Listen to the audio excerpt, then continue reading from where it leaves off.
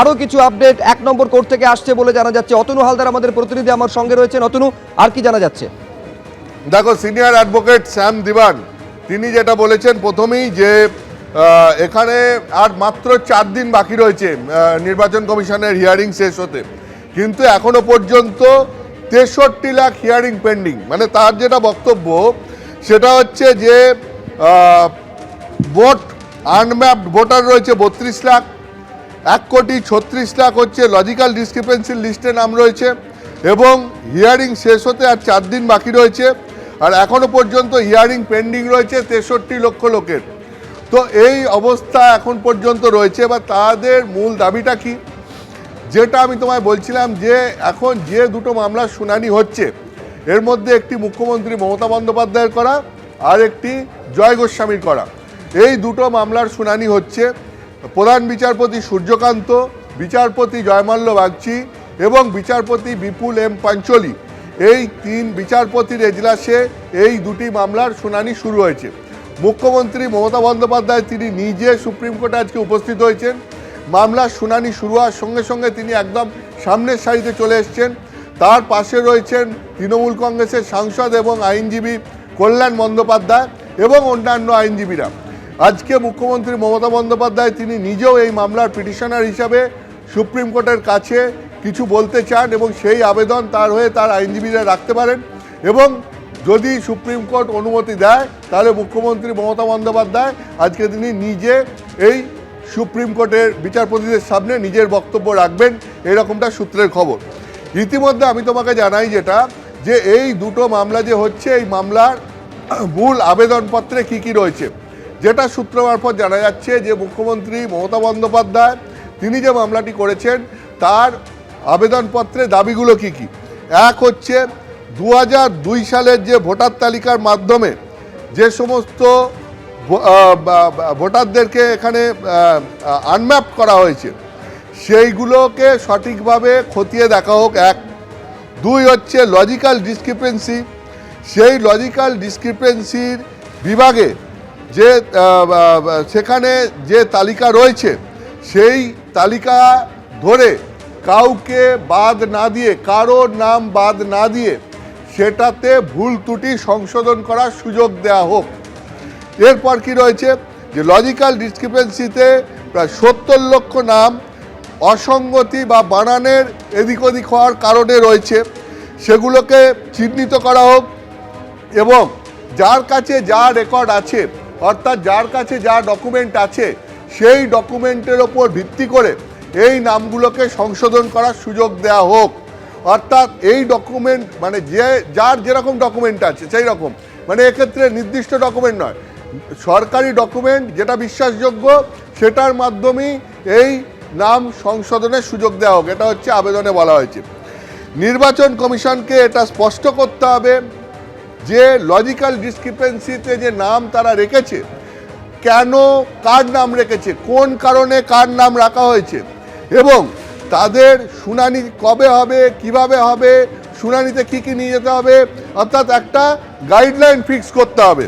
এবং সেই সঙ্গে সঙ্গে কি আরও দাবি জানানো হচ্ছে এই মুখ্যমন্ত্রী মমতা বন্দ্যোপাধ্যায়ের আবেদনে, যে সমস্ত মাইক্রো অবজারভাররা এসে এখানে ইআরওদের কাজে হস্তক্ষেপ করছেন তারা সেটা করতে পারেন না, ফলে মাইক্রো অবজারভারদেরকে প্রত্যাহার করা হোক এবং মাইক্রো অবজারভারদের কোনো রকম কোনো ক্ষমতা প্রয়োগ করতে যাতে না দেওয়া হয় এবং তারা যাতে ইআরওদের কাজে বাধা দিতে না পারেন সেটা নিশ্চিত করা হোক।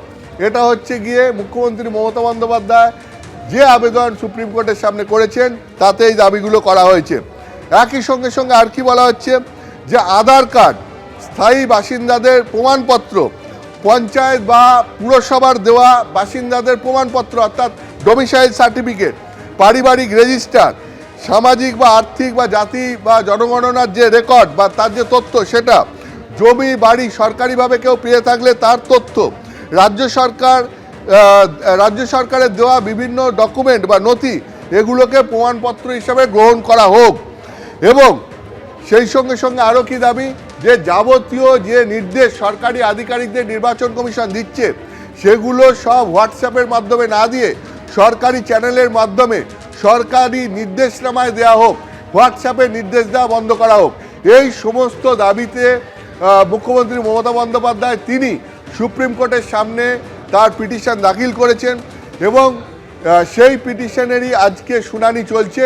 এখন এটাই দেখার যে সুপ্রিম কোর্টের বিচারপতিরা এই সওয়াল জবাবের পর কি নির্দেশ দেন আজকে। একেবারে সেদিকে নজর থাকবে, কি নির্দেশ দেন, এবং অবশ্যই বিশেষভাবে নজর থাকবে ইন পার্সন অ্যাপিয়ার করার সুযোগ মমতা বন্দ্যোপাধ্যায় পাচ্ছেন কিনা। তার কারণ সেদিকেই সারা দেশের নজর রয়েছে যে এটা হলে প্রথমবার ইতিহাসে হবে যে কোনো সিটিং চিফ মিনিস্টার, মুখ্যমন্ত্রী সর্বোচ্চ আদালতে তিনি সওয়াল জবাব করছেন। এখন এটার জন্য মুখ্যমন্ত্রী মমতা বন্দ্যোপাধ্যায়, আচ্ছা আরও কিছু আপডেট আসছে 1 নম্বর কোর্ট থেকে, আমি আবারও চলে যাবো অতনুর কাছে। অতনু, দেখো এই মুহূর্তে মুখ্যমন্ত্রী মমতা বন্দ্যোপাধ্যায় তিনি নিজে বলতে শুরু করেছেন, অর্থাৎ আমি তোমাকে যেটা বলছিলাম যে মুখ্যমন্ত্রী মমতা বন্দ্যোপাধ্যায় তিনি যদি আজকে অনুমতি পান তাহলে সুপ্রিম কোর্টের সামনে তিনি নিজে বলবেন এবং মুখ্যমন্ত্রী বলেছেন যে তাকে 5 মিনিট সময় দেওয়া হোক, তিনি 5 মিনিট বলতে চান। এবং এই মুহূর্তে মুখ্যমন্ত্রী মমতা বন্দ্যোপাধ্যায় তিনি বলতে শুরু করেছেন। তার বক্তব্য হচ্ছে, আমি পশ্চিমবঙ্গ থেকে এসেছি, হ্যাঁ আমি ব্যাখ্যা করতে পারি যে ঠিক কী হচ্ছে। মানে তিনি রাজ্যের এই মুহূর্তে এসআইআরের পরিস্থিতিটা ব্যাখ্যা করতে চান। তিনি বলছেন যে আমাদের আইনজীবীরা লড়ছে, আমরা কোথাও বিচার পাচ্ছি না। 6টা চিঠি লিখেছি চিফ ইলেকশন কমিশনারকে, অর্থাৎ জ্ঞানেশ কুমারকে, যে 6টা চিঠি এর আগে তিনি লিখেছিলেন সেই প্রসঙ্গটা বলছেন এবং বলছেন যে তার কোনো উত্তর আসেনি। এবং এই লড়াই আমি আমার দলের জন্য লড়ছি না, এই লড়াই আমি পশ্চিমবঙ্গবাসীর জন্য লড়ছি এবং আমরা বিচারের জন্য কাঁদছি, কিন্তু আমরা সুবিচার পাচ্ছি না। মুখ্যমন্ত্রী মমতা বন্দ্যোপাধ্যায় এই মুহূর্তে সুপ্রিম কোর্টের প্রধান বিচারপতি এজলাসে প্রধান বিচারপতি সূর্যকান্ত, বিচারপতি জয়মাল্য বাগচি এবং বিচারপতি বিপুল এম পাঞ্চলির সামনে নিজের বক্তব্য পেশ করেছেন। বক্তব্য পেশ করার জন্য 5 মিনিট সময় চেয়ে নিয়েছেন তিনি এবং সেই 5 মিনিট সময় চেয়ে নেওয়ার পর সুপ্রিম কোর্টের বিচারপতিরা তাকে অনুমতি দিয়েছেন তার বক্তব্য পেশ করার জন্য। এবং মুখ্যমন্ত্রী মমতা বন্দ্যোপাধ্যায় তিনি বলছেন যে এই মুহূর্তে রাজ্যে কি চলছে আমি সেটা ব্যাখ্যা করতে পারি, তার কারণ আমি পশ্চিমবঙ্গ থেকে এসেছি।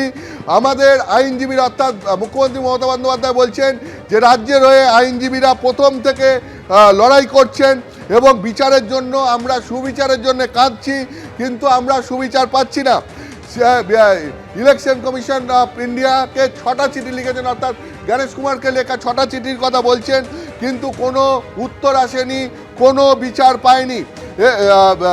তো এবং তিনি এটাও বলছেন যে আমি এখানে আমার দলের জন্য আসিনি, আমার দলের জন্য লড়াই করতে আসিনি, এখানে তিনি পশ্চিমবঙ্গবাসী হিসাবে পশ্চিমবঙ্গের মানুষের পাশে দাঁড়াতে এসছেন এবং সেই জন্য তিনি লড়াই করতে এসছেন। মুখ্যমন্ত্রী মমতা বন্দ্যোপাধ্যায়ের বক্তব্য এই মুহূর্তে তিনি বক্তব্য বলতে শুরু করেছেন এবং গোটা বিষয়টা নিয়ে কি পরিস্থিতি, তার কি বক্তব্য, সেটা আজকে তিনি সুপ্রিম কোর্টে তুলে ধরছেন। মানে সুপ্রিম কোর্টের ইতিহাসে যতদূর মনে পড়ছে এই প্রথম যে কোনো মুখ্যমন্ত্রী তিনি নিজে মামলা করে নিজের মামলা নিজে সওয়াল করছেন। সুপ্রিম কোর্টের ইতিহাসে আগে এই ঘটনা ঘটেছে বলে তো মনে পড়ছে না। আজকে মুখ্যমন্ত্রী মমতা বন্দ্যোপাধ্যায় তিনি গতকালই সুপ্রিম কোর্টের কাছে আবেদন জানিয়েছিলেন, তারপর সিকিউরিটি ক্লিয়ারেন্স পান এবং সেই মতো একদম মমতা বন্দ্যোপাধ্যায় পৌঁছান সোজা সুপ্রিম কোর্টে এবং তারপর গিয়ে লাস্ট বেঞ্চে বসেছিলেন এবং মামলা শুরু হতেই একদম সামনের সারিতে চলে আসেন এবং সামনের সারিতে আসার পর মুখ্যমন্ত্রী মমতা বন্দ্যোপাধ্যায়ের আইনজীবীরা প্রথমে তারা বলতে শুরু করেন। তার মধ্যে মুখ্যমন্ত্রী মমতা বন্দ্যোপাধ্যায় বলেন যে আমি পশ্চিমবঙ্গ থেকে এসেছি, আমি পরিস্থিতিটা ব্যাখ্যা করে বলতে চাই যে অ্যাকচুয়ালি ঠিক কী হচ্ছে এসআইআরের নামে। এবং তারপর তিনি 5 মিনিট বলার জন্য আবেদন করেন, তিনি অনুমতি চান যে আমি 5 মিনিট বলতে চাই এবং সেই 5 মিনিট তাকে বলার জন্য অনুমতি দেওয়া হয়। এরপর তিনি সুপ্রিম কোর্টের বিচারপতিদের সামনে তার বক্তব্য পেশ করতে থাকেন। তিনি বলছেন যে আমাদের আইনজীবীরা প্রথম থেকে লড়ছেন এর বিরুদ্ধে, আমরা বিচারের জন্যে সুবিচারের জন্য কাঁদছি, কিন্তু কোথাও সুবিচার পাচ্ছি না। ইলেকশন কমিশন অফ ইন্ডিয়াকে 6টা চিঠি লিখেছি, কোনো উত্তর পাইনি, কোনো বিচার পাইনি। মৃত ব্যক্তি থাকুক সেটা আপনিও, এখানে প্রধান বিচারপতি মুখ্যমন্ত্রী মমতা বন্দ্যোপাধ্যায়কে বলছেন যে মৃত ব্যক্তির ভোটার লিস্টে নাম থাকুক সেটা নিশ্চয়ই আপনিও চান না, যারা পশ্চিমবঙ্গ ছেড়ে চলে গেছেন তারা থাকুক সেটাও নিশ্চয়ই আপনি চান না। আমাদের উদ্দেশ্য প্রকৃত ভোটারের নাম যেন বাদ না যায়। অর্থাৎ প্রধান বিচারপতি সূর্যকান্ত তিনি মুখ্যমন্ত্রী মমতা বন্দ্যোপাধ্যায়ের বক্তব্য শোনার পর বলছেন যে মৃত ভোটারের নাম থাকুক ভোটার লিস্টে, সেটা নিশ্চয়ই আপনি চান না। কোনো ভোটার যিনি পশ্চিমবঙ্গ ছেড়ে চলে গেছেন তার নাম ভোটার লিস্টে থাকুক, সেটাও নিশ্চয়ই আপনি চান না। ফলে সুপ্রিম কোর্টের উদ্দেশ্য সেটা প্রধান বিচারপতি সূর্যকান্ত ব্যাখ্যা করে মুখ্যমন্ত্রী মমতা বন্দ্যোপাধ্যায়কে বলছেন যে আমাদের উদ্দেশ্য প্রকৃত ভোটারের নাম যেন বাদ না যায়। হ্যাঁ, অর্থাৎ মানে এসআইআর যে উদ্দেশ্যে করা হচ্ছে, সুপ্রিম কোর্টও সেই বক্তব্যটা মুখ্যমন্ত্রীকে বলছেন যে এক হচ্ছে যে মৃত ভোটারের নাম যাতে না থাকে, রাজ্য ছেড়ে চলে যাওয়া ভোটারদের নাম যেন না থাকে, কিন্তু এটাও ঠিক একই সঙ্গে প্রকৃত কোনো ভোটারের নাম যেন বাদ না পড়ে, সেটাও একটা উদ্দেশ্য। ফলে এখনও মুখ্যমন্ত্রী প্রধান বিচারপতির এজলাসের সামনে তার বক্তব্য রাখছেন, সওয়াল জবাব এখনো চলছে। মুখ্যমন্ত্রী এই সওয়াল জবাবে আর তার সাবমিশনে আর কি বলছেন আমি একটু পরে আরো বিস্তারিতভাবে আপনাদের সামনে তুলে আনবো। এবিপি আনন্দ, এগিয়ে থাকে, এগিয়ে রাখে।